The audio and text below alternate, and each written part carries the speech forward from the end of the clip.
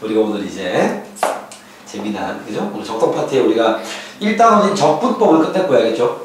그 뒤에 남아있는 단어는 크게 세 가지라고 보시면 됩니다.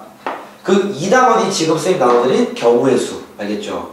3단원이 확률, 4단원이 통계, 이렇게 세 가지 단원이 더 있다고 보시면 되고요. 경우의 수는 수능에 출제가 되면 생각보다 좀 어려울 수 있어요. 왜냐면 이 경우의 수가 너 경우의 수 언제부터 왔냐? 초등학교 5학년 때 제일 처음 나왔어요. 초등학교 5학년 2학기 과정에서 경우의 수가 나옵니다. 물론 여기 쌤이 앞쪽에 깔아둔 문제들은요, 이거 초등학교 교과서에서도 볼 수 있는 문제입니다. 아시겠죠? 그 다음 또 언제 배우냐면 중2 때 또 배워요. 중2 때 또 마찬가지 경우의 수를 배웁니다. 그런 다음에 이제 고2 때 혹은 고3 때 또 배우는 거죠. 적통에서 알겠지? 근데 거기서 경우의 수 파트가 왜 수능에선 되게 어려워질 수가 있냐면, 이게 어려워질 수도 있고 쉽게 나올 수도 있는데, 알겠지? 여기서 만약에 난이도가 증가되면 진짜 어려울 수 있어요. 왜냐면 경우의 수가 보통 이제 실생활에 적용되는 말로 얘기하는 거잖아. 그러면 하나의 상황을 가지고 문제를 만들 때 정말 다양한 실생활에 응용을 시켜서 정말 새로운 것처럼 문제를 만들기가 쉬운 단어라고 보시면 돼요. 그래서 내가 뭐 하나의 문제를 배웠지만은 실제로 얘와 똑같은 문제가 열나 많은 거야. 근데 생긴 모양은 다 다르겠죠. 그러니까 말장난을 치기 쉬운 단어라고 보면 돼. 알겠죠? 그래서 오늘 배울 이 경우의 수라는 거 긴장을 좀 잘 하실 필요가 있다라는 걸 미리 쌤이 이야기 좀 해드리고, 2단원이죠. 경우의 수입니다.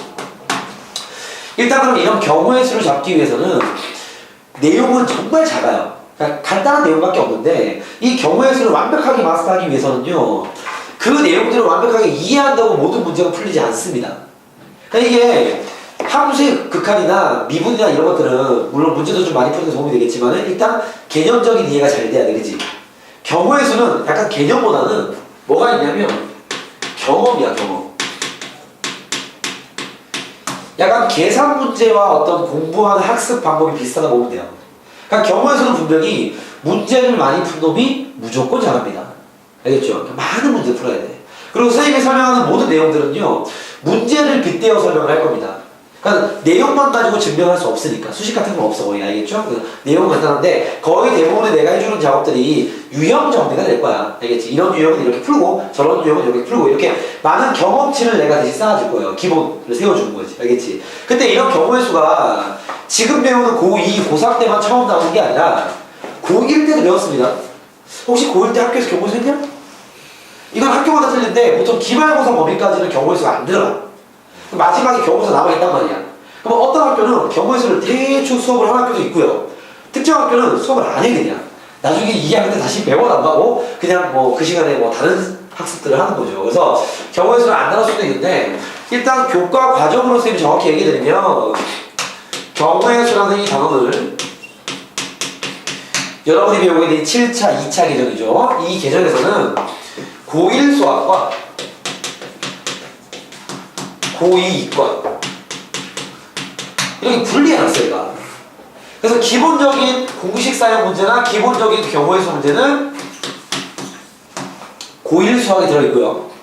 그 다음에 여기서 약간 응용이 된 패턴들은 고2 이과 혹은 고3 이과 파트에 들어있다고 보시면 됩니다. 알겠죠? 그래서 우리가 적통에서 배우는 경우의 수는 요 D파트인데, 야, 당연히 이게 봐봐, 옛날에는 이게 한 단원이었단 말이야. 한 단원을 두 개로 잘라놓은 거야, 지금. 그러면 얘를 모르면 얘를 풀 수 있냐, 없냐? 없죠. 그렇지 않습니까? 그래서 우리가 지금 배우는 건 고1 수학의 경우의 수부터 고2 이과까지를 묶어서 그냥 하나의 경우의 수 단원으로 배울 겁니다. 아시겠죠? 물론 선생님이 나눠드린 프린트에는 그렇게 순서가 잡혀있어, 그냥. 알겠죠? 그러니까 경우의 수를 공부할 때 요거 하나로 공부를 하면 되는 거고, 여기 안에 고1 때 배운 내용과 이제 고3, 고2 때 배워야 될 내용이 같이 들어있다고 보시면 됩니다. 아시겠죠? 그래서 그걸 가지고 경우의 수를 싹 정리하는 거야. 오케이? 자, 그러면 일단 우리가 이런 경우의 수를 잡기 위해서 선생님이 한번 진행을 해볼게요. 선생님 코가 좀 막혀서 코맹맹이 소리가 좀 나네요. 알겠죠? 발음에 주의하여 수업을 하도록 하겠습니다. 보시죠. 일단 경우의 수가 뭐지? 모든 단어는 뜻이 중요하잖아. 그치? 이건 초5, 중2 때도 배운 얘기와 똑같습니다. 알겠죠? 경우의 수라 하면 이렇게 표현을 보통 하죠. 어떤 시행에서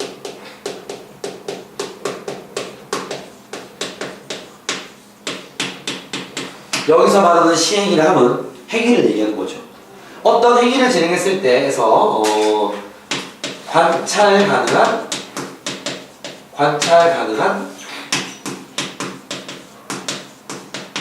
모든 가지수를 경우의 수라고 부를 수 있습니다. 무슨 의미인지 당연히 이해가 쉽게 되겠죠, 그죠? 이런 건데 예를 들어 주사위 한 개를 던졌어. 나올 수 있는 경우의 수는요? 6가지, 그죠? 1, 2, 3, 4, 5, 6, 그지? 기본적인 상식이 되어 있는 거죠. 그렇지 않습니까? 주사위를 던졌을 때 뭐 이게 파란색 주사위냐 노란색 주사위 이 땅을 보는 게 아니죠, 그죠? 주사위 눈, 그지? 그런 기본적인 상식. 그 다음에 첫 번째부터 차근차근 들어가면 기본적인 용어 정리, 용어 해석이라고 하는 게 낫겠네. 이건 뭐냐면 이 연결해주는 말에 대한 의미인데 이게 이런 게 있어요. 예를 들어 한번 질문해볼까? 내가 주사위 한 개와 동전 한 개 던졌을 때 나올 수 있는 모든 경우의 수를 구하시 이렇게 나왔습니다. 이게 이제 어릴 때 기억으로 풀면 돼. 일단은 고등학교 때 경우의 수를 안 배워도 이런 거 할 수 있어. 주사위 한 개와야 동전 한 개를 던졌을 때 나올 수 있는 관찰 가능한 모든 경우의 수를 구하시오. 몇 가지죠? 12가지입니다. 그죠? 왜? 주사위 한 개가 나올 수 있는 몇 가지지? 6가지. 와 동전 한 개 몇 가지? 2가지. 이 둘을 어떻게 해야 되는 거야? 곱하는 거죠. 자, 곱함의 연산자를 쓰는 이유는 이게 다시 말하면 AND의 개념이기 때문이죠. 그죠? 주사위 한 개도 던지고 동전도 던질 거니까 둘 다 던질 때는 곱셈의 연산자를 씁니다. 그 이유는 저거 볼 수 있어. 주사위가 1 나오고 앞면 나오고 앞면을 보통 H가 쓰거든요. 이거 앞면. 앞으로 이런 약체를 쓸 거야. 뒷면은 T라고 하겠습니다. 뒷면. 오케이? 그 다음 2가 나오고 앞면 뒷면. 맞습니까? 이런 걸 여러분 초등학교 때 수영도라 배웠어요. 초등학교 때는 직접 다 적는 훈련을 한 거죠. 그 적는 건 정말 중요한 겁니다. 알겠죠? 여러분들이 그 학년이 올라갈수록 적는 건 많이 안 하고 수식으로 공식으로 많이 푸는데 실제 경우의 수에서 진짜 어려운 문제는 적어야지 푸는 말이에요. 알겠죠? 적는 마인드를 갖고 있어야 돼. 뭐 어쨌든 간에 이게 한 개당 2개씩 나오는데 총 6개니까 곱셈이 되는 거죠. 맞습니까? 근데 내가 이번에는 이렇게 문제 내볼게요. 주사위 한 개와 아니라 주사위 한 개나 동전 한 개 중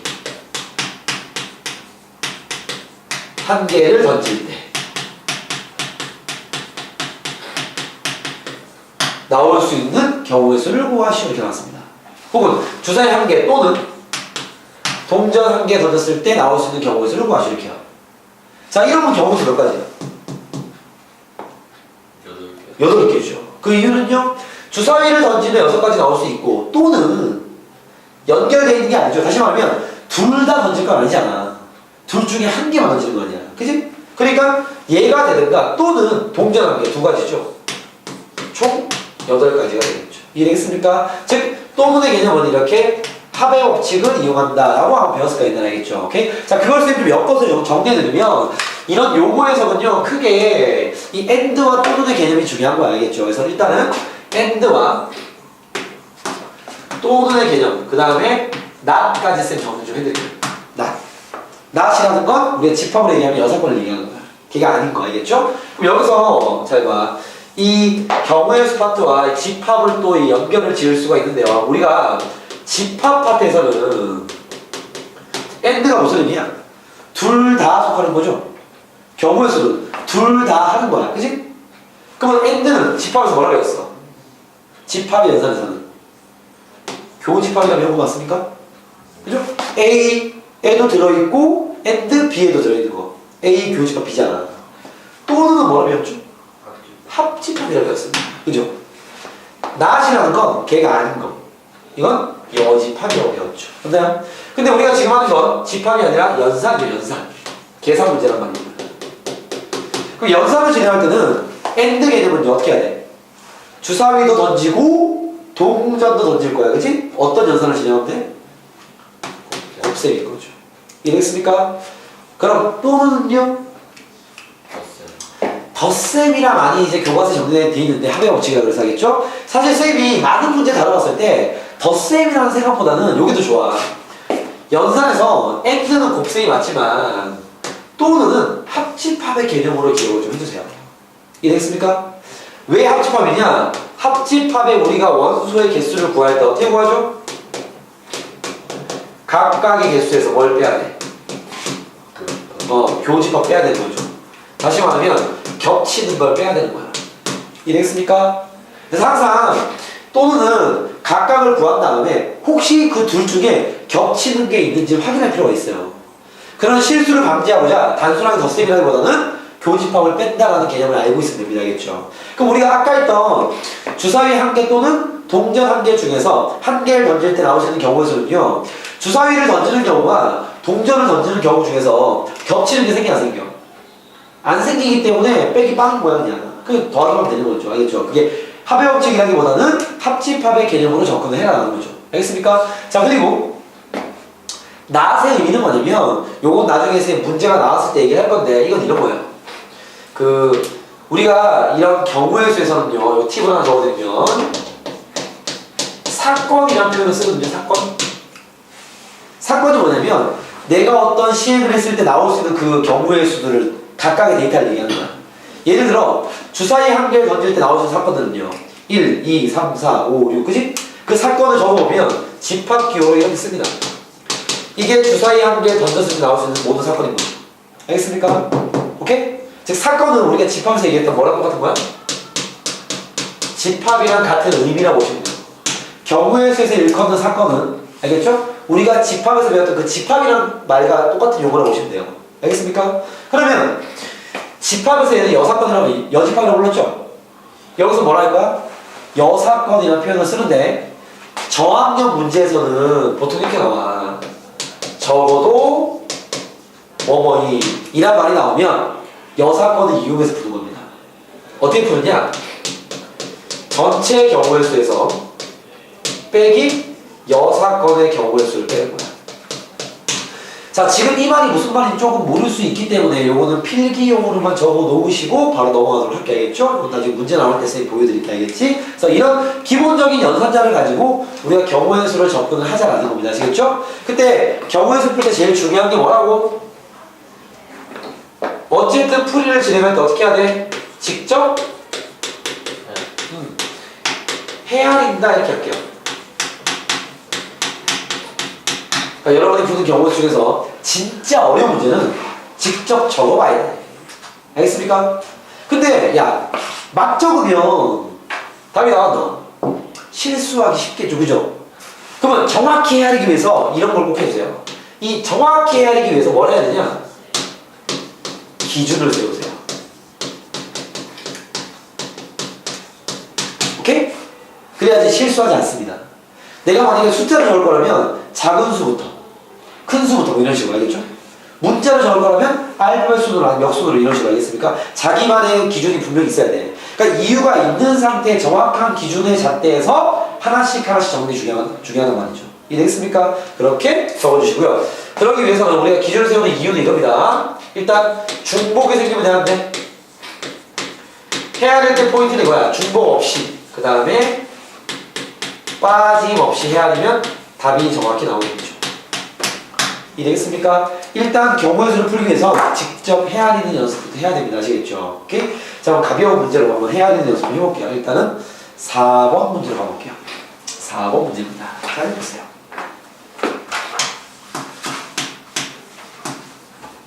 4번 문제 먼저 풀게요. 헤아리는 것부터 하고 그 다음 기본적인 그 어릴 때의 기억을 통한 연산자의 문제를 풀어보겠습니다. 일단 4번입니다. 자, 예를 가져가는 양의 정수 x, y, z의 순서성의 개수를 구하입니다. 그죠? 야, 양의 정수라는 건 뭔 소리야? 자연수라는 거 맞죠? 그치? 그러면 지금 얘를 만족하는 자연수 x, y, z가 몇 개의 쌍이 나오겠냐라는 거잖아. 그죠? 뭐 어떻게 풀어야 돼? 직접 대입을 해야죠. 자, 대입을 할 때 x, y, z 중에 뭐부터 적을래요? 막 적지 마시고 항상 기준을 세우세요. 뭐부터 할까? 숫자를 대입을 할 거예요. 이제 어느 문자부터 숫자를 대입할까요? 요건 이제 해석 센스야.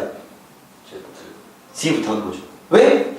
세배할 거니까 숫자가 빨리 커질 거 아니야. 그럼 쌤이 Z 자리에 제일 작은 수부터 집어넣겠습니다. 알겠죠? 이런 게 기준이야. 단수는 안 하겠죠? 제일 작은 거 뭐 있어? 1. 그죠? 얘가 얼마나 돼? 3. 넘기면 7. 그지? 얘 들어가서 7 만든 거지? y 얼마 넣으면 돼? 작은 수부터 1.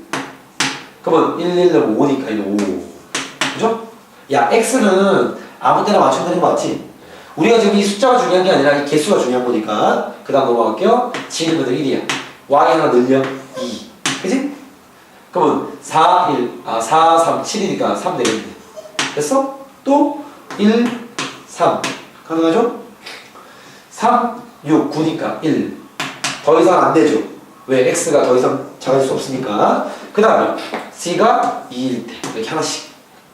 c가 2라면 6이잖아. 여기는 1, 2 됐어요? c가 만약에 2일 때가 2라면 돼? 안 돼? 안 돼. 왜? x가 빵 되니까 자연수가 아니죠. 이해했습니까? 얘가 3일 수 있어? 없어? 없어요. 답은요 정확히 4개입니다. 이렇게 차근차근 규칙을 세워서 진행을 하시기 바라겠습니다. 아시겠습니까? 저기 보세요. 뭐 어렵진 않지? 그치? 자, 이런 거야. 여기 앞에 있는 문제는 선생님 건드지 않겠습니다. 여러분이 뭐 이과임을 가만해봤을 때 1번이건 3번이건 한번 풀어보시고 알겠죠? 오케이? 그냥 한번 풀면 또 어릴 때 기억이 쏙쏙 나면 살만할 거야. 알겠지? 한번 풀어보시고 선생님은 5번 바로 갈게요. 적는 게 포인트야. 적는 게 알겠죠? 5번입니다. 1번, 2번, 3번은 옛날의 기억을 살릴 만한 문제 정도라고 보시면 되고 5번으로 가볼게요. 자, 어떤 학급에서 번호가 1, 2, 3, 4번인 학생이 1, 2, 3, 4가 쓰여진 4장의 카드를 임의로 한 장씩 나눠 가질 때 한 명은 자신의 번호가 쓰여진 카드를 갖고 나머지 3명은 다른 학생의 번호가 쓰여진 카드를 가질 경우의 수를 구하시오. 이렇게 나왔죠. 잠깐만요. 지금 무슨 말이지? 1, 2, 3, 4가 있는데 그지? 잘 들어봐.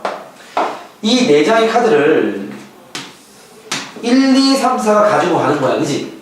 이해돼? 그때 상황이 뭐죠? 조건이? 한 명은 지 걸 가져와야 돼. 나머지 3명은요? 다른 걸 가져와야 돼. 자, 그럼 어떻게 해야 되겠어? 일단 4명 중에서 누가 자기 걸 가져가야 돼? 정해져 있어? 정해져 있지 않아? 정해지지 않았습니다. 그러면 상황이 몇 가지죠? 4가지. 그죠? 예를 들어 이거 생각해야 돼. 예를 들어 1번 카드를 1번이 가져간 경우와 그 뒤의 경우가 알겠죠? 2번 카드를 2번이 가져갔을 때의 나머지 뒤의 경우가 같아요? 달라요? 경우의 입장에서? 상황은 똑같죠? 그러면 봐봐. 1번이 지 카드를 가져간 거, 2번이 자기 카드 가져간 거, 3번이 자기 카드 가져간 거, 이건 상황이 똑같잖아. 그럼 총 나올 수 있는 몇 가지가 나올 수 있어? 4가지가 나올 수 있죠? 그리고 나서 이해했으려고 만약에 1번이 가져가서 치는 거야. 됐나? 그럼 여기 4가지 중에 뭐가 들어있어? 1번이 지 걸 가져간 거랑 2번이 자기 거 가져간 거랑 3번이 4번이 된 거랑 다 들어가 있는 거지 여기. 그때 그 중에서 한 개만 예를 드는 거야. 왜? 그래야지 그 다음을 풀 거 아니야. 자, 그럼 1번이 가져갔다 치자. 2번, 3번, 4번 여기 들어있어 이미. 됐어? 자, 1번이 가져갔을 때 나머지 2, 3, 4는 자기 거 가져가면 안 되죠. 그러면 2번 카드를 누가 가져가야 돼? 2번 카드를? 3번 아니면 4번이죠. 나 지금 뭐하고 있어? 직접 쓰고 있죠. 자, 1번, 3번 갔으면 남은 게 2, 4죠.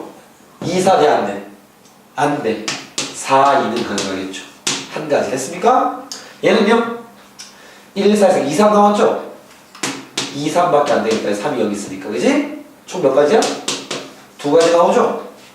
한 명당 2가지씩 상황이 벌어집니다. 그죠? 총 답은 8가지다. 이렇게 볼 수 있겠죠. 이해했습니까? 여기에 왜 곱셈의 연산자로 진행할 수 있는지 이해해야 되겠죠? 1번이 가져간 상황과 2번, 3번, 4번의 상황이 똑같으니까 그 뒤가 바뀌지 않습니다. 알겠죠? 그럼 똑같은 경우의 수가 다 나오겠죠. 이해됐습니까? 그런 걸 캐치하고 들어가야 됩니다. 아시겠죠? 자, 한 단계 더 문제 올려볼게요. 6번입니다. 자, 6번 문제 가보시죠. A, B, C, D 5개의 문자를 한 번씩 사용해요. 자, A, B, C, D 5개의 문자를 한 번씩만 사용해요. 사전식으로 만들 때 52번째 단어를 구하래요. 그죠? 가보겠습니다. 자, 얘를 가지고 사전식으로 배열을 할 때 52번째 수는 뭐냐? 이렇게 나왔습니다. 그죠? 자, 여러분 옛날에 이것도 어릴 때 기억인데 숫자들 가지고 정수의 개수 구하는 문제 기억납니까? 예를 들어 1, 2, 3, 4, 5가 있어. 5개의 숫자를 가지고 얘 중에서를 가지고 해서 만들 수 있는 5자리 정수 개수 어떻게 구해?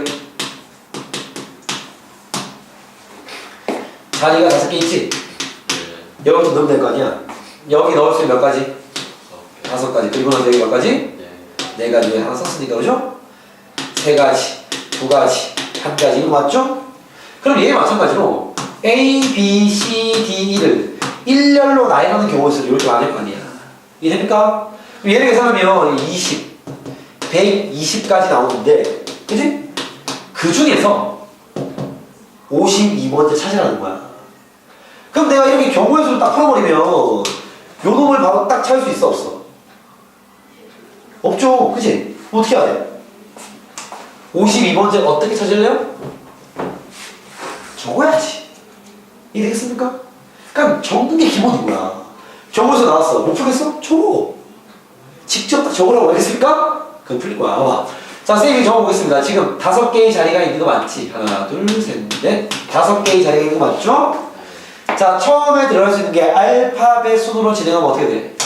A, B, C, D, E 이렇게 5가지 맞죠? 그 다음 다 적지 말고 여기 이제 몇 개의 숫자가 남았어? 문자가 남았어? 4개. 그치? 여기 넣을 수 있는 몇 가지야? 4개. 4가지. 그리고 나서 여기 넣어야 될 거 아니야? 몇 가지야? 3가지, 2가지, 1가지. 어라? 제일 처음 A, B 몇 가지 나와요? 24가지 나와. 그죠? 야, 그럼 제일 처음 B 이것도 몇 개 나오겠어? 24개 나오겠네요. 그지? 2까지 왔으면 몇 가지야, 총? 48가지 나왔지? 여기부터 몇 칸만 뒤로 가면 돼? 4칸이죠. 그러면 이 D는 나올 필요가 없겠네, 그지? 자, 그 다음 들어갑니다.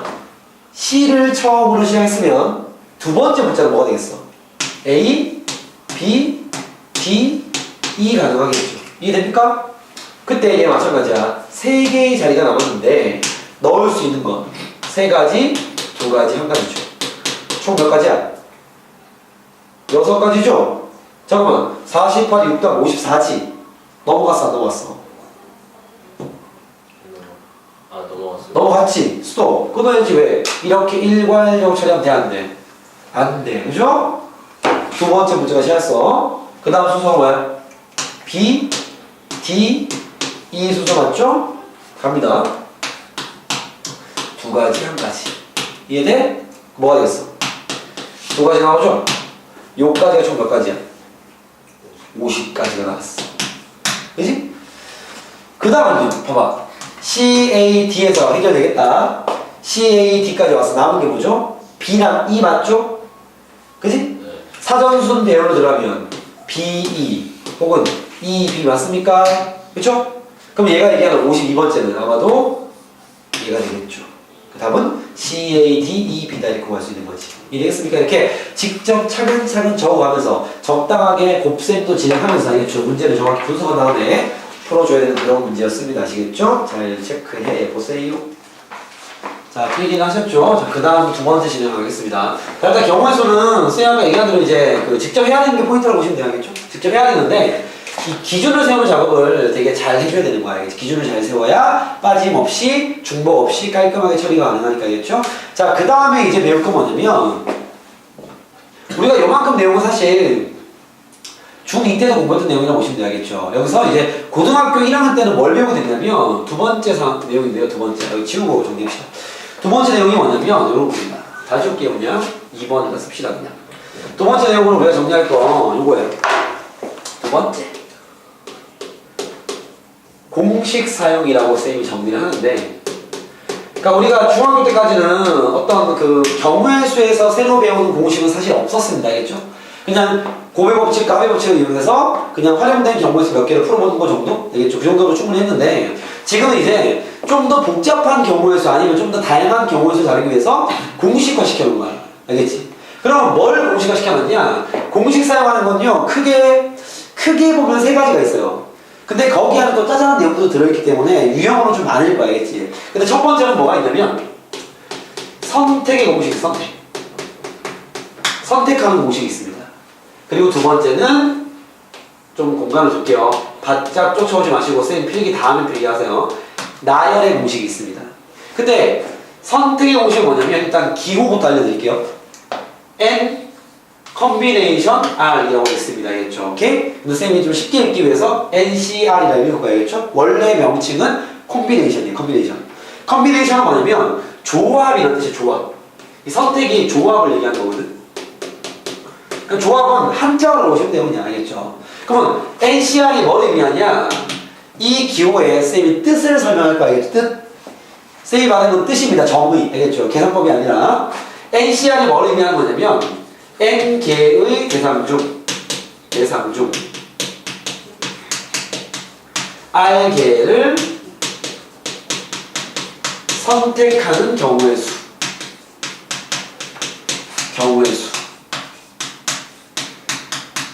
라는 뜻으로 NCR이라는 표현을 씁니다. 알겠죠? NCR이 이거야. 이게 뜻이 뜻. 이 말을 줄여서 쓴 게 얘라고 보시면 돼요. 이거 혹시 들은 기억나냐? 고1 때도 수업 오신다 보고 학교에서. 그지? 막판에 그지? 그 경우였어요? 네, 그 경우였어요. 자, 나열의 공식은 뭐냐면 N 팩토리얼이라고 있습니다. 알겠죠? 근데 얘는 보통 애들이 N 팩이라고 있더라고. 너네가 요즘 줄임말 좋아하잖아. 그지? N 팩. N 팩은 뭐냐면 이거 뜻입니다. 뜻. N개의 대상 중 대상을 일렬로 줄 세우는 거야. 나열하는 경우의 수라는 뜻이야. 경우의 수. 라는 뜻으로 N팩이라고 부릅니다. 아시겠죠? 그러니까 이 말을 줄여서 이렇게 쓴다고 보면 돼. 기호로 알겠죠? 그럼 우리가 이건 뜻이니까 얘를 산수하는 계산법이 있겠죠? 혹시 N팩을 계산하는 방식 기억나니? 이건 계산법이야. N팩이요? 5팩토리얼. 어떻게 계산하죠? 계산법. 뭐 하나 빼는데 5 곱하기 4 곱하기 3 곱하기 2 곱하기 2로 계산하면 되겠죠? 이걸 기본적인 증명을 하면 좀 복잡하니까 쌤이 간단하게 예로 보여줄게요. 쌤이 경우의 수 문제는 거의 다 증명을 예시로 보여줄 거야겠죠? 예를 들어 A, B, C 세 명을 일렬로 나열하는 경우의 수를 구하시오. 이런 문제가 있어. 어떻게 하면 되겠어? 세 명을 나열하는 거지? 처음에 나열할 수 있는 몇 명이야? 처음 세울로 3명. 그리고 나서 두 번째 세울 수 있는 거 2명. 그리고 나서 한 명이 되는 거죠. 총 몇 개야? 6가지. 맞습니까? 이건 우리가 오늘 배운 공식으로 정리하면요. 3명을 일렬로 나열하는 경우의 수. 뭐라고 정리할 수 있지? 3팩토리얼을 쓸 수 있겠죠. 같은 말이니까. 이해됐어? 즉 얘를 산수하는 게 이건 거야. 이해됐어? 그럼 5명을 나열하면요. 5 곱하기 4 곱하기 3 곱하기 2 곱하기 1인 거죠. N명을 나열하면요. N 곱하기 N-1 곱하기 이렇게 한 개씩 빠지는 거야. 숫자가 N-2 곱하기 해서 어디까지요? 2 곱하기 1까지 가는 겁니다. 이해되겠습니까? 오케이? 요건 산수법. 이해되겠어? 자, 그리고 요거 말고 요런 게 있어요. 요거는 팁으로 쓸 거야. 왜냐면 쌤이 문제를 그렇게 사용하지 않을 겁니다. 알겠죠? 필기는 나중에 한꺼번에 여기 사이도 적을 거니까. 자, 팁으로 뭘 쓸 거냐? 사이가 아니다. 그렇죠? 팁으로 뭘 쓸 거냐면 여러분들 학교에서는 NPR이라는 걸 배울 겁니다. 아시겠죠? 근데 이 공식은 쌤은 문제 풀 때 사용하지 않을 거야. 근데 가끔 이런 게 보일 때도 있을 거야. 물론 3학년이기 때문에 이걸 볼 일은 없어. 근데 혹시 모르니까 적어주는 뿐이야. 뭐 해설지나 이런 데 이걸 풀 거니까. 그럼 NPR은 뭐냐면 얘 뜻은 이거야. N개의 대상 중 R개를 선택하여. 오케이? 그 R개를 나열하는 경우의 수를 이야기하는 겁니다. 옆으로 적자. R개를 선택하여 그 R개를 나열하는 경우의 수라는 뜻입니다. 오케이? 요걸 NPR이라 씁니다. 근데 쌤이 왜 이 공식을 사용하지 않냐면 이 수학이라는 게 원래 좀 어렵다고 많이 느끼지 않아, 그지? 근데 수학이 어려운 이유는 하나의 문제를 풀 때 원래 이 문제 속에 2개, 3개의 문제가 들어있는데 너네들이 한 개를 이 시간에 못 푸는 거야. 알겠죠? 그러니까 하나의 긴 문제를 1번 문제, 2번 문제, 3번 문제로 차근차근 풀면 풀 수 있는데 이걸 한 번에 풀려니까 어려운 거예요. 근데 마찬가지로 얘도 마찬가지로 지금 n개의 대상 중 r개를 선택하여 스톱? 이게 무슨 말이지? NCR을 하여 이거 맞죠? 네. 그리고 나서 그지? r개는 뭐하래? 나열 r팩을 해라 이 말인 거죠. 됐습니까? 얘는 굳이 이 두 개의 문장을 묶어서 한 개의 공식으로 만든 거야. 이걸 뭐라 부르냐면 순열이라 부릅니다. 그러니까 순열은 뭐냐면 나열까지 하는 어떤 상태를 이야기하는 거야. 그러니까 순열이 많이 헷갈리는 친구들은 나열하는 걸 순열이라고 보면 됩니다. 알겠죠? 순열이라는 건 일렬로 세우는 걸 얘기하는 거예요. 즉 이런 걸 순열이라고 그러고 원래 용어는 permutation R이라 읽는다. 알겠죠? 쌤은 그냥 NPR 읽을 거 알겠죠? 물론 permutation은 순열의 그 영어라고 보시면 됩니다. 알겠죠? 그런 단어인데 얘는 두 개의 문장을 묶어놨기 때문에 이건 내가 문제 풀 때 쓰지 않을 겁니다. 나는 그냥 이렇게만 쓸 거야. 이해되겠습니까? 근데 얘가 가끔 수식으로 나올 수 있기 때문에 계산법은 정리를 좀 해놓을게요. 오케이? 자, 쌤이 계산법을 어떻게 정리하냐면 잘 봐. 예시를 들게, 예시를. 예를 들어 5명이 있어. 중. 오케이? 3명을 선택하여 그 3명을 나열하는 경우를 쓰는 거야. 오케이? 이걸 공식적으로 진행하면 OP3을 얘기하는 거 맞죠? 5명 중에 3명을 선택하여 3명을 나열하기 맞잖아. 이걸 내가 풀어오면 너네가 중2 때 배운 걸 풀 수 있어. 5명 중에서 나열은 3명만 하는 거 맞죠? 자리가 3개만 있는 거 맞지? 여기에 세운 애들 몇 명이야? 5명. 그리고 나서 여기에 세운 애들 몇 명이야? 4명. 그리고 나서 여기에 세운 애들 몇 명이야? 3명이 되겠죠. 끝. 됐습니까? 자, 우리가 지금 OP3을 구했더니 어떻게 나왔어? 5 곱하기 4 곱하기 3 곱하기 2로 가는 게 아니라 여기서 끊기죠. 맞아요? 근데 선생님 얘가 3이니까 3에서 끊기는 거냐? 그게 아니라 5로부터 3개의 수만큼만 적는 거야. 이렇게. 왜? 자리가 3개니까. 이해되겠어? 그럼 얘를 일반화시키면 눌러주세요. 눌러주세요. 얘의 계산법은 n으로부터 그지? 어떻게 하면 돼? r개의 수를 곱해라 이렇게 한글로 쓸게요. 요 말 이해되겠어? 자, 예를 들어 선생님 보여주는 거야. 그냥 예를 들어 우리가 10p2를 산수할 거야. 어떻게 하면 돼? 10 곱하기 9 끝. 90까지 겁니다. 알겠죠? 10명 중에서 2명을 선택하여 1년으로 나열하는 경우에서 90까지 거라는 거죠. 이해되겠습니까? 어쨌든 얘는요 저런 식의 산수를 진행하는 거야. 자, 쌤 이걸 왜 보여주냐면 이것도 물론 알고 있는 게 상식으로 좋지만 우리가 NPR이 뭐였어? NCR을 한 다음에 R팩을 나눈 거 맞죠? 내가 이건 안 쓸 거라고 했지? 그치만 얘는 쓸 거지? 얘를 구하는 산수법은 NCR은 잘 보아 R팩분의 NPR 맞죠? 맞아? 즉 요놈의 산수법은 이었습니다. NPR부터 해. N으로부터 R개의 수를 곱하세요. 수를 곱해라. 곱한 후 나누기 몇 팩? 나누기 R팩으로 나누어라. 이걸 한글로 쓰는 거야. 이렇게 산수하면 됩니다. 그럼 또 예를 들어서 다시 합니다. 이렇게 할 거라는 거야. 10C3이 있어. 어떻게 산수하면 돼? 10 곱하기 9 곱하기 8 나누기 3팩 3 곱하기 2 2를 보통 안 쓰니까 됐습니까? 이거 답이야 이거. 이해겠습니까? 그럼 이걸 문제에 어떻게 적용하느냐 이렇게 적용하는 거예요. 예를 들어 쉽게 A, B, C, D 4명 중 2명을 선택하는 경우의 수를 구하셨지 않았습니다. 예를 들어 알겠죠? 그러면 우리가 원래 풀 수 있죠 이거. 이거 중2에도 있는 문제야. 어떻게 하면 돼? 중2 애들은 이렇게 풀죠. 하나 둘 A, B, A, C 그치? 셋 맞습니까? 넷 그치? 5 6 말고 있어 없어? 없어요. 6가지 이거 어떻게 푸는 거야? 직접 해야 되는 거야. 그치? 정말 좋은 풀입니다. 아시겠죠? 이런 걸 더 잘해야 돼.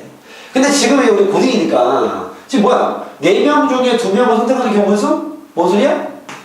4C2를 구하는 거구나 하고 공식적 진행을 하자는 거죠.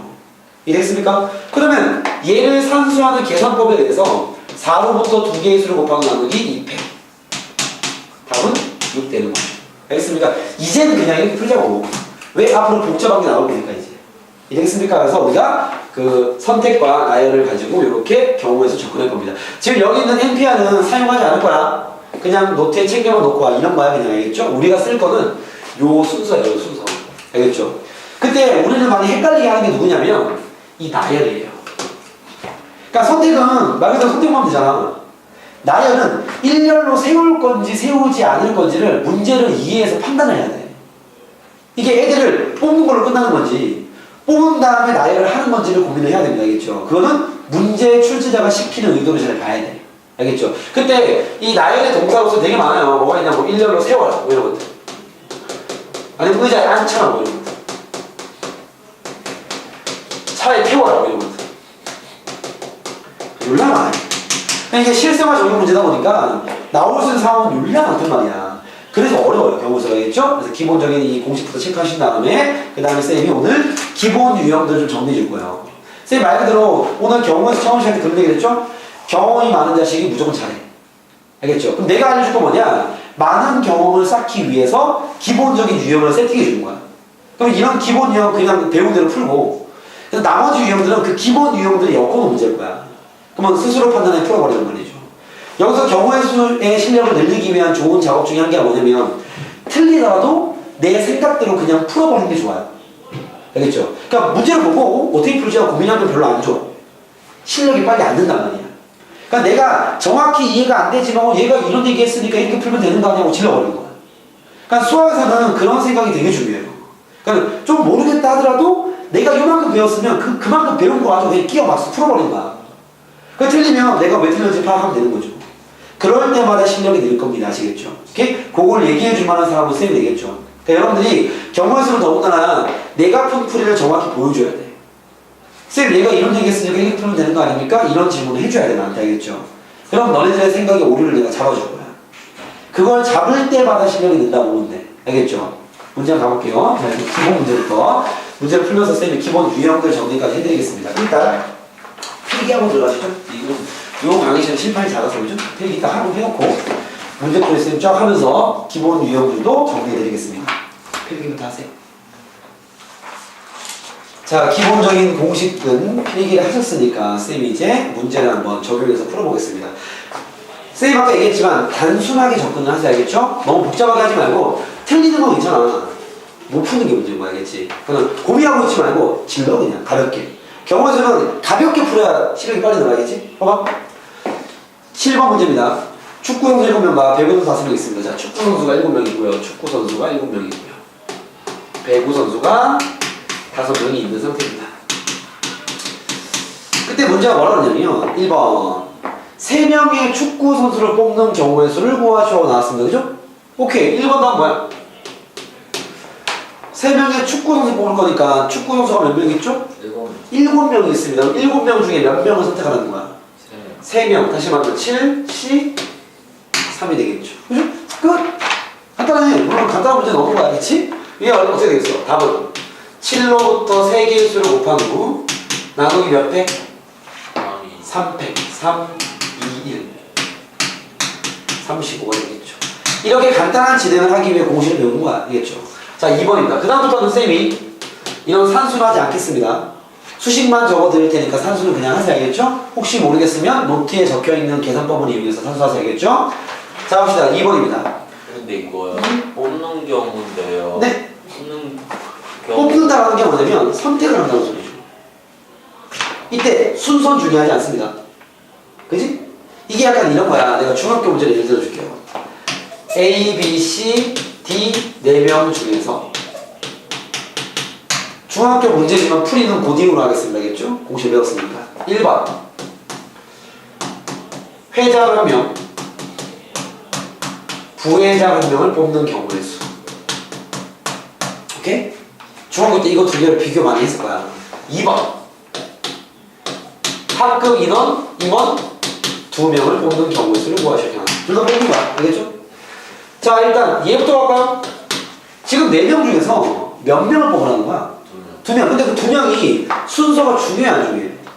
어차피 둘 다 그냥 똑같은 임원이니까 그냥 4명 중에 2명만 선택하면 끝나는 거 아니야? 맞습니까?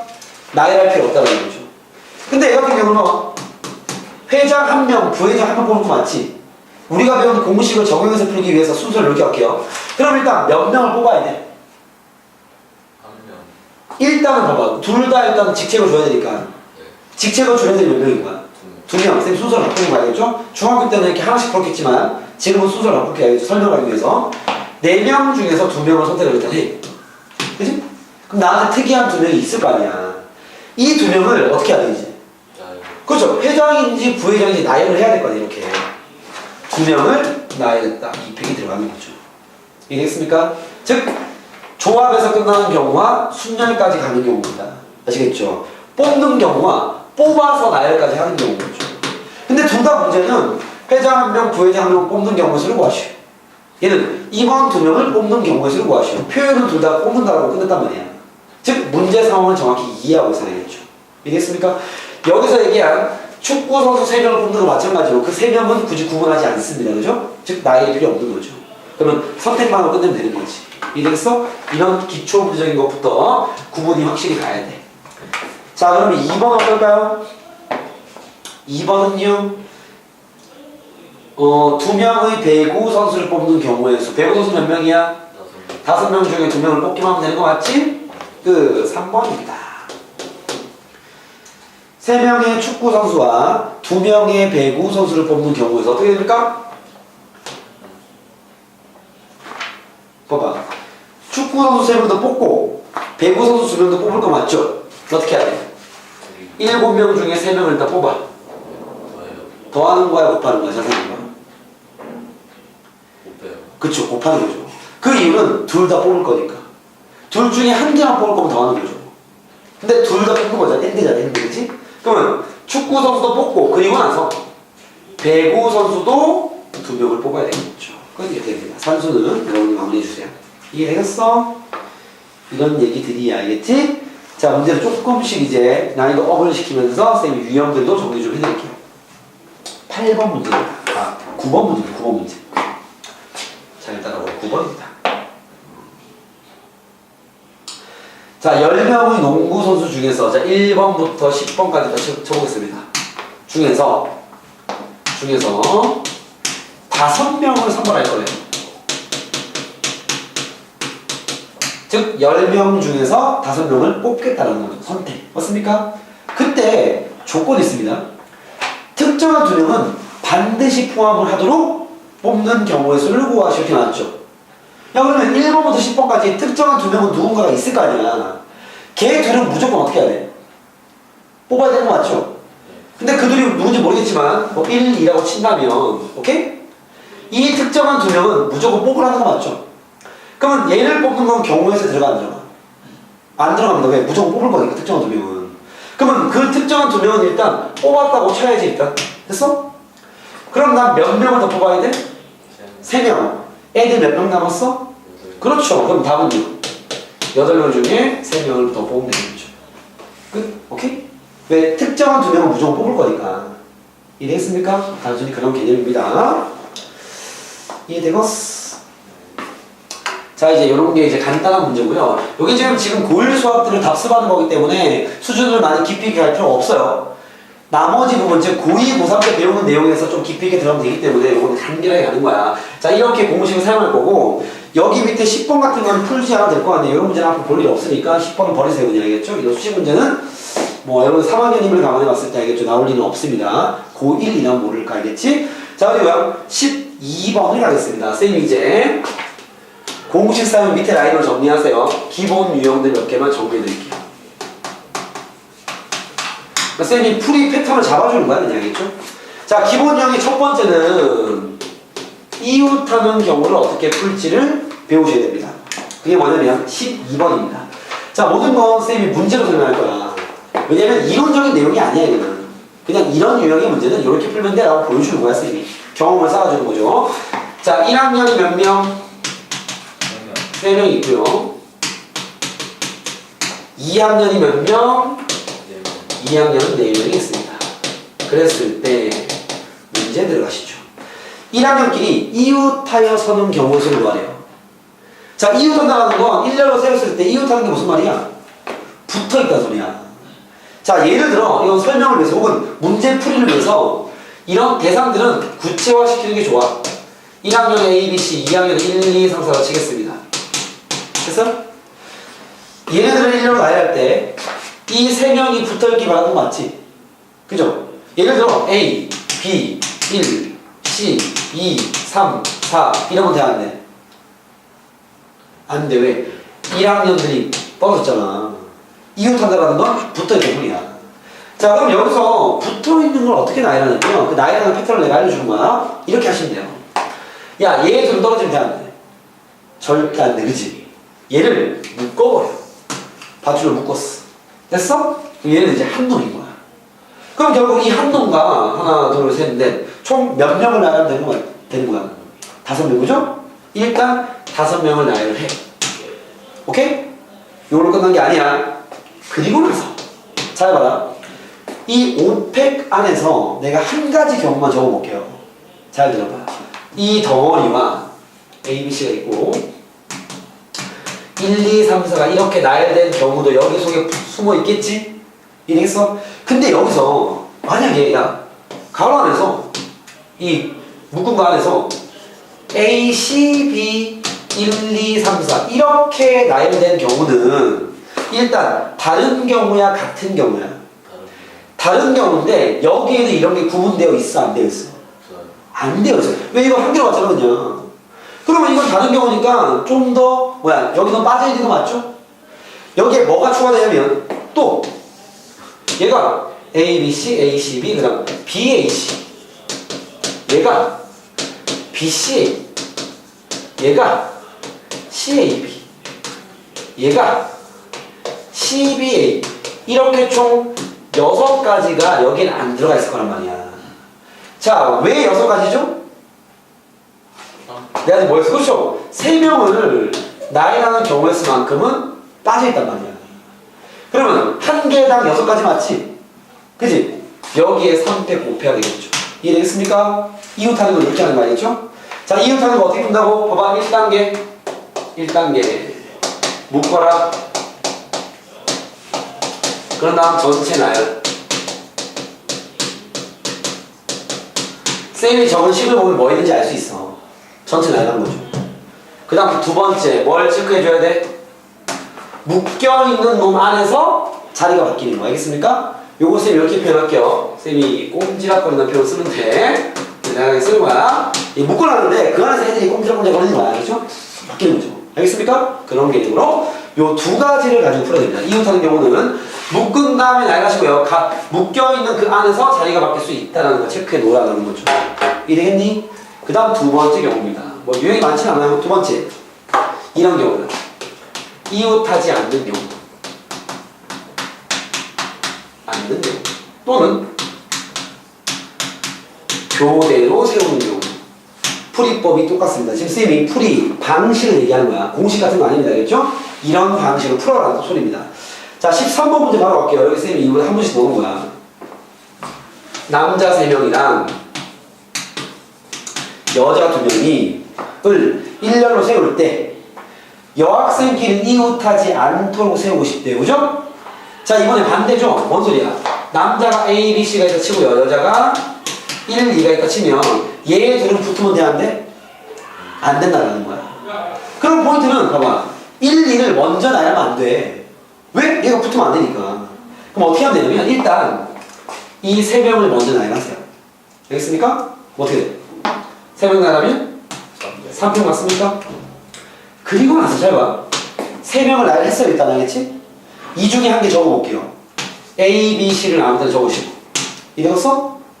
자, 그런 다음에 여자 2명을 나열을 하는데 이웃하면 안 되지. 그지? 사이사이에 나열을 하는 거야. 한 명씩만. 그럼 이웃할 리 없을 거 아니야. 뭐 여기에 1, 2 들어가든 2, 1 들어가든 이웃하지 않았을 거 아니야. 이해됩니까? 즉 이웃하지 않는 건 나머지 집단 먼저 나열한 다음에 사이사이에 한 명씩을 뽑아버리는 거야. 이렇게. 그럼 이웃하지 않겠죠. 이해되겠어? 자, 근데 내가 지금 나열할 애들이 몇 명이야? 2명이죠? 얘가 들어갈 수 있는 자리가 몇 자리야? 네 잘. 4자리죠. 개수가 안 맞지? 이때 필요한 게 선택이어야지. 왜? 자리는 4개인데 사람은 몇 명을 놓을 거야? 2명을 집어넣을 거 맞죠? 자리가 너무 많아. 어떻게 할래요? 4개의 자리 중에 2개만 선택을 해. 오케이? 여자를 집어넣을 자리 선택을 하는 거야. 그러면 여자는 예를 들어봐봐. 여기랑 여기가 선택부터 칩시다. 알겠죠? 자, 1, 2를 집어넣어야 되지. 나열을 해야 돼. 그냥 누군데? 그렇죠. 곱하기 2팩입니다. 끝. 이해됐습니까? 오케이? 어떻게 한 거야? 이런 단계에서 첫 번째. 나머지 집단부터 먼저 뭐 하는 거야? 나열을 하세요. 그런 다음 두 번째. 사이사이에 나열을 하면 이웃하지 않겠죠. 무슨 말인지 알겠어? 오케이 말이? 그런 문제들 치워야 되겠죠? 자, 쌤이 쓴 식은 보면 파악이 돼요. 너네들 경우 수는 이렇게 푸세요. 항상 알겠죠? 내가 식을 적었을 때 내가 무슨 생각으로 풀었는지 보여야 돼요. 남자 나열했고요. 이 빈자리 4개 중에 2개 선택을 했습니다. 그 다음 거기에 2명을 나열했습니다. 그래서 쌤이 이렇게 보여야 되기 때문에 NPR을 안 쓰는 거야. 알겠죠? 오케이? 2개의 문장을 한 번에 쓰지만 아주 헷갈려요. 알겠습니까? 이렇게 하나씩 푸세요. 하나씩. 이래거스. 그 다음 패턴. 쌤이 교대로 한 말도 했죠? 풀이 방식은 똑같으나 풀이 그 상황이 좀 틀립니다. 14번 문제 있어요. 1부터 8까지 자연수 중에서 모두 1년으로 들어와 8자리 자연수를 만들 때 홀짝이 교대로 나타나는 경우의 수를 구하시기 많았죠. 그죠? 뭔 말이에요? 1, 3, 5, 7이라는 홀수가 4개 있고요. 2, 4, 6, 8이라는 짝수가 4개 있는 거 맞죠? 맞습니까? 그때 이걸 나열할 때 얘와 얘를 어떻게 세워라? 교대로 세우래요. 야, 교대로 세우는 것 자체가 얘 둘을 붙이면 돼, 안 돼? 안 된다는 거지. 이웃하지 않는 건 똑같은 상황이야. 그럼 똑같은 건 아니고 거의 비슷한 상황이야. 그럼 풀이를 비슷하게 하면 돼. 일단 2개의 집단이 있죠? 하나의 집단을 먼저 나열하세요. 자, 일단 홀수를 나열하겠습니다. 알겠죠? 상관없어요. 홀수 나열할게요. 4팩입니다. 됐어? 그중 한 가지 경우를 보겠습니다. 뭐가 있어요? 1, 3, 5, 7이 있다 칩시다. 됐어? 그런 다음에 잘 봐. 여기가 틀려. 4명을 사이사이에 집어넣으면 되는 거 맞지? 근데 들어갈 수 있는 자리가 몇 자리야 총? 하나, 둘, 셋, 넷. 5개의 자리 맞죠? 사람 몇 명이야? 4명이야. 그러면 선택을 해야 되는 거 아니야? 5개의 자리 중에서 4개를 선택한 후 4명을 나열해라. 이렇게 풀면 될까요? 안 될까요? 5개의 자리 중에 4개를 뽑은 다음에 집어넣으면 되지 않습니까? 하고 착각할 수 있다는 거야. 교대로는. 이건 안 됩니다. 자, 왜 안 되냐면요. 요걸 잘 이해해야 돼. 예를 들어 지금 내가 5개의 자리 중에 랜덤으로 4개 뽑는 거 맞지? 그럼 예를 들어 봐봐. 얘 이렇게 4개를 뽑은 것도 여기 들어있을 거 아니야. 근데 이렇게 나열하면 3이나 5가 어떻게 돼요? 붙어버리니까 교대로 어떻게 하면 돼? 안 되는 거야. 이웃하지 않는 건 되지만, 그죠? 그럼 어떻게 할 거냐? 이렇게 해야 돼요. 교대로는 상황이 좀 특수하기 때문에 자리 선택이 좀 다른 거야. 어떻게 넣어야 돼? 지금 1, 3, 5, 7이 있는데 여기에 얘를 집어넣을 때 4자리죠? 앞에서부터 4개를 쓰던가 아니면 두 번째부터 뒤로 4개를 써야 돼. 이렇게 4개를 쓰던가 이렇게 4개를 써야 되는 거죠. 이해가 되겠습니까? 그래서 이거 마무리하면 잘 봐. 어떻게 되겠어? 자리 선택이 몇 종류야? 이렇게 4개 이렇게 4개 두 종류죠? 곱하기 2가 됩니다. 이해됩니까? 그냥 5, 4 이런 게 아니라 얘 아니면 얘 홀? 그런 다음에 어떻게 해야 돼? 곱하기 4패 되는 거죠. 끝. 이해되겠습니까? 왜냐면 4명이 나열해야 되거든. 그죠? 나 뭐 한 거야? 홀수 나열 자리 선택 여기 이해돼야겠죠. 여기 그치? 짝수 나열 끝. 이해되겠어? 다 넣은 거죠. 이렇게 교대 문제까지 처리할 수가 있다는 겁니다. 알겠니? 이해되겠어? 콜? 그 다음은요, 세 번째입니다. 오늘 여기까지만 할까? 특정 조건이 있는 경우.